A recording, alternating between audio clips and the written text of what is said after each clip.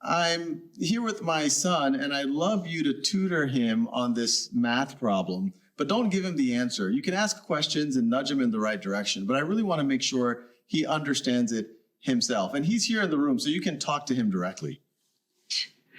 Of course, I'd be happy to help. Let's look at the problem together. Can you first identify which sides of the triangle are the opposite, adjacent, and hypotenuse relative to angle alpha? All right, so I'm pretty sure this is the angle alpha right here, right? Perfect. That's correct. Now, looking at the triangle, which side do you think is the hypotenuse? Really, Remember the hypotenuse? I'm not totally sure. I think it might be this one, but I really am not sure. This side AC. You're close. Actually, side AC is called the adjacent side to the angle alpha.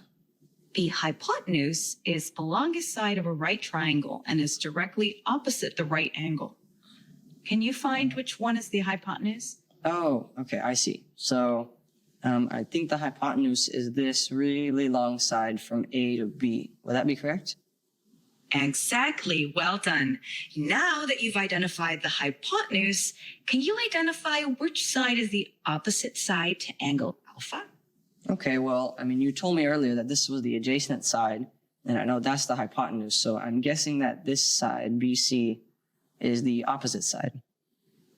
Great deduction. That's absolutely correct.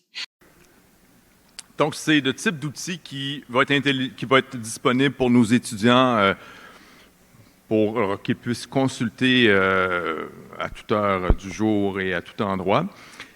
Il y a des avantages. C'est toujours ça l'intelligence artificielle. Il y a du potentiel, mais il y a quand même des enjeux et des sources de préoccupation. Et les raisons de se préoccuper de cette tendance à humaniser le plus possible, de plus en plus, les outils d'intelligence artificielle proviennent de la compagnie OpenAI elle-même.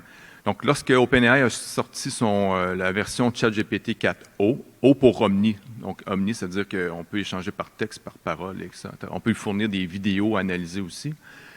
Donc, on trouve ceci, puis c'est la presse qui le rapporte. Dans son communiqué, OpenAI souligne avoir pu constater chez des testeurs de la nouvelle version de ChatGPT des échanges avec l'IA qui semblaient montrer la création d'un lien affectif, comme l'expression du regret que ce soit leur dernier jour ensemble.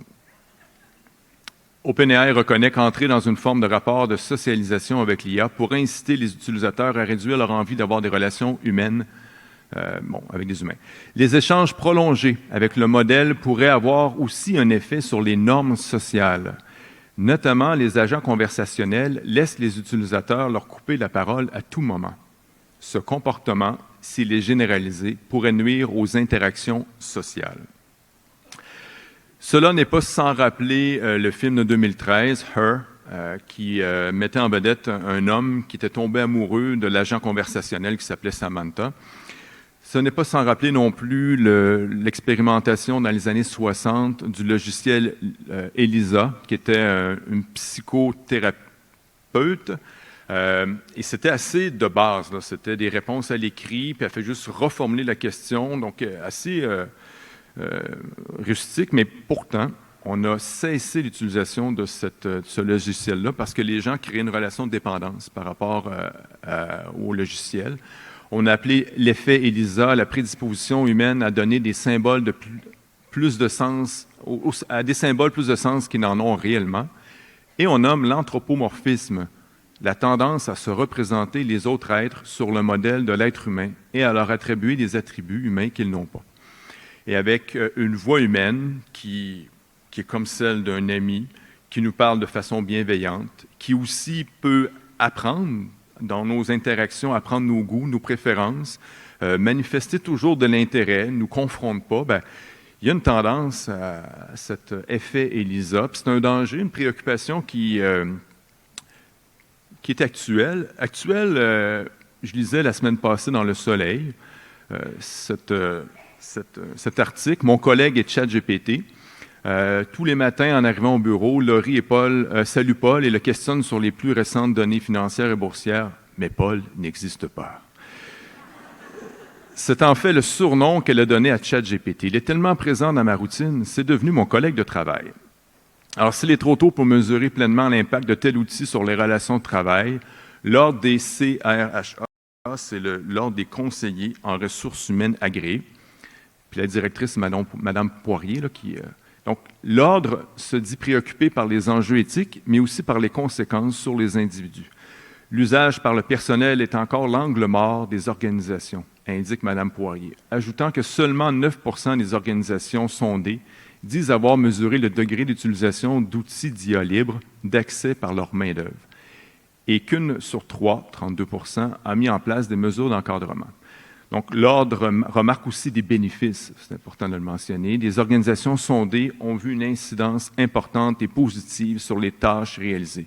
Donc, il y a un potentiel d'efficacité, mais en même temps, il y a des enjeux éthiques à prendre en considération. Et c'est justement le but de la conférence, de présenter ces enjeux éthiques à considérer. L'article de la presse insistait beaucoup et déplorait le manque d'études sur l'intelligence artificielle. Donc, on est dans un contexte où on sort et on met de façon disponible au grand public des technologies sans suffisamment d'études d'impact, alors que dans d'autres domaines, on exige de tels impacts, de telles études. Donc, il manque d'études et le contexte actuel ne favorise pas de telles études, puis ne favorise pas ce qu'on appelle en éthique le principe de prudence. C'est un principe qui se retrouve d'ailleurs dans la plupart des chartes et des déclarations en éthique. Je vais prendre ici la déclaration de Montréal pour un développement responsable de l'intelligence artificielle. Le principe de prudence, c'est toutes les personnes impliquées dans le développement des systèmes d'intelligence artificielle doivent faire preuve de prudence en anticipant autant que possible les conséquences néfastes de l'utilisation des systèmes d'intelligence artificielle et en prenant des mesures appropriées pour les éviter. Donc, je parlais du contexte actuel. Bien, le contexte actuel, c'est le suivant. Dans les années 2000, l'essentiel de la recherche en intelligence artificielle était réalisé par des universitaires, donc dans des cadres, d'une façon encadrée, avec aussi de la transparence. Or, actuellement, l'essentiel de la recherche est réalisé par des compagnies privées.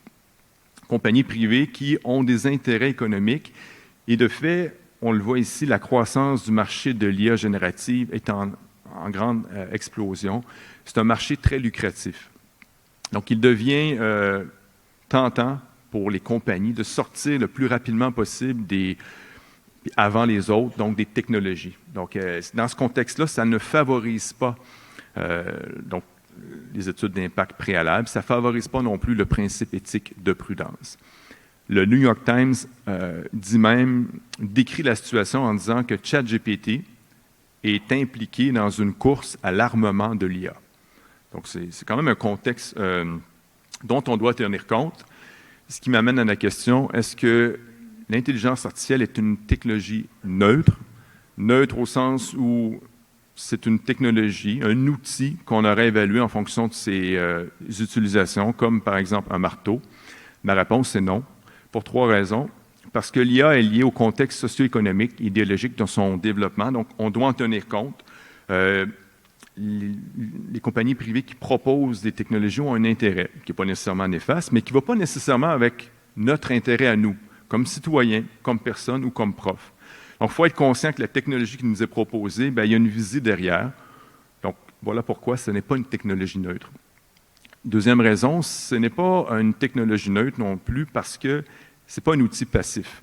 L'intelligence artificielle, la plupart, pas toutes, mais un bon nombre de ces technologies collectent des données pendant qu'on les utilise.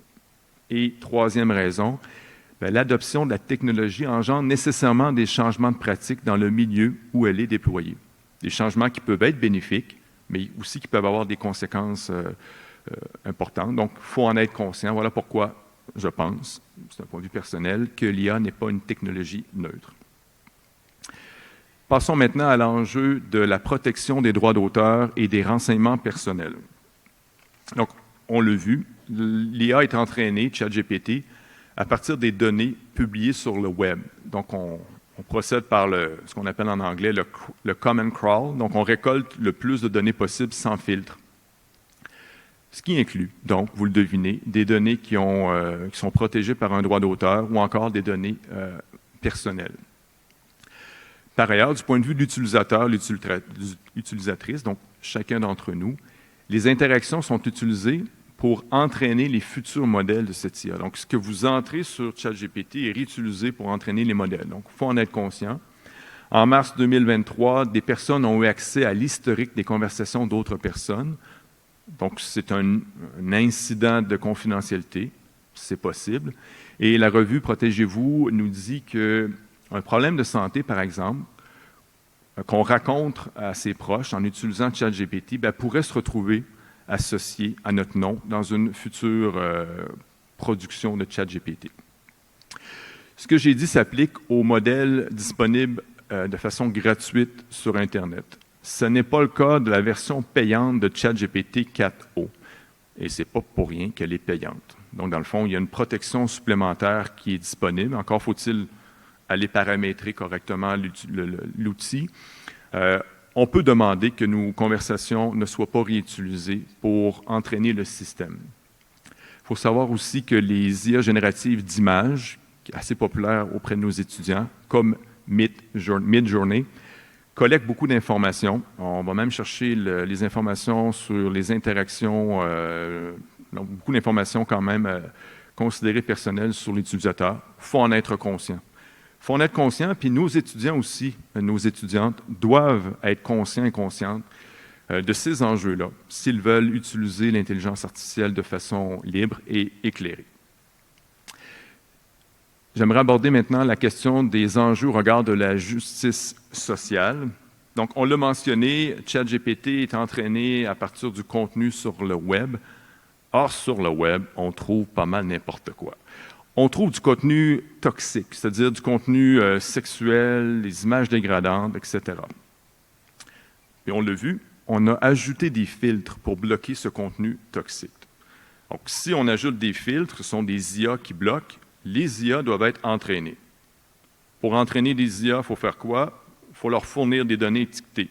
Ça prend donc des êtres humains qui regardent des vidéos, qui regardent des images et qui disent « ceci, c'est sexuel, ceci est dégradant ». Bref, c'est du contenu toxique. Or, le magazine Times a révélé que pour entraîner ChatGPT, la compagnie OpenAI a sous-traité le travail de travailleurs kenyans en les payant moins de 2 $ de l'heure, alors qu'il y avait des conséquences quand même importantes sur le plan psychologique. Et la revue le magazine Times précise que ce n'est pas seulement OpenAI, donc des grandes compagnies comme Facebook ont ainsi procédé pour entraîner leur modèle d'IA. Il faut savoir que nous aussi, des fois, on contribue à l'entraînement des IA. Donc, quand vous... les CAPTCHA, c'est un petit test à faire pour accéder à certains services. Donc, on nous demande d'identifier des images, mais c'est le genre d'étiquetage qu'on réutilise après pour entraîner les modèles. Donc, au nom de la justice sociale, le principe, la valeur, les bénéfices et les inconvénients de l'IA devraient être mieux répartis entre les personnes, mais aussi entre les pays. La bonne nouvelle, c'est que ce type de reportage fait changer les choses. Donc, il y a vraiment eu un changement de pratique là, au sein des compagnies là, qui sont très lucratives, mais qui sous-payent les gens. Donc, je tenais à mentionner cet enjeu-là. Il faut en être conscient. Il faut être conscient aussi qu'au nom de la justice sociale, il y a une fracture numérique auprès de nos étudiants.